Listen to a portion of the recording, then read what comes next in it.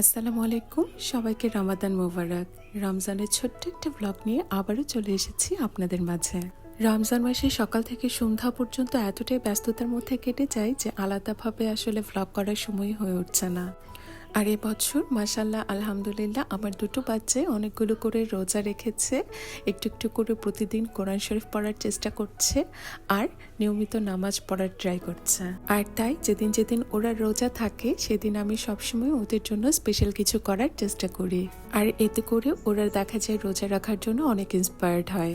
আর ওই দিন ওরা রোজা রেখেছিল বলে ওদের বাবা ওদের জন্য অর্ডার করেছিল ওদের পছন্দের ফ্লেভারের পিৎজা, আর এদিকে আমি বাসায় রান্না করেছিলাম প্লেন বাটার গার্লিক নুডলস, সাথে ছিল চিকেন কাবাব, আরও করেছিলাম ওদের পছন্দের শ্রিম্প টেম্পোরা।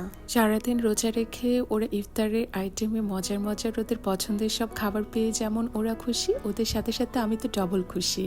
আবার এদিকে ওদের বাবা ওদের জন্য পছন্দের সব স্ন্যাক্স কুকিজ এইসবও কিনে নিয়ে এসেছিল। আর মাশাআল্লাহ আলহামদুলিল্লাহ দুটো বাচ্চাই রমজান মাসটা এত সুন্দর এনজয় করছে। রমজান মাস আস্তে আস্তে শেষ হয়ে যাচ্ছে বলে ভীষণ মন খারাপ ওদের। ওদের জন্য ছিল ওদের পছন্দের গিফট, আর এই হলো আমার জন্য আমার পছন্দের গিফট। রোজা রেখে সবার জন্য এত কিছু করছি বলেই নাকি আমার জন্য এই ছোট্ট উপহার। আর সেই উপহার যদি ফুল হয় আর কি লাগে, কারণ ফুল হলো আমার কাছে সবচেয়ে এক্সপেন্সিভ গিফট।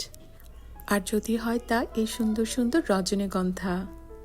সকালবেলা ঘুম থেকে ওঠার পর যখন কলিগুলো সুন্দরভাবে ফুটে পুরোটা ঘর একদম সুবাসে ভরে থাকে, তখন আসলে অন্যরকম একটা ভালো লাগা কাজ করে। এই বরকতময় মাসের উসিলায় আল্লাহ আমাদের জীবনে সকল গুনাহ মাফ করে দিক, আর আমাদের সবার জীবনে সুখ শান্তি আর আনন্দে ভরে দিক। এই দুয়ায় আজকের মতো এখানেই শেষ করছি। আল্লাহ হাফেজ।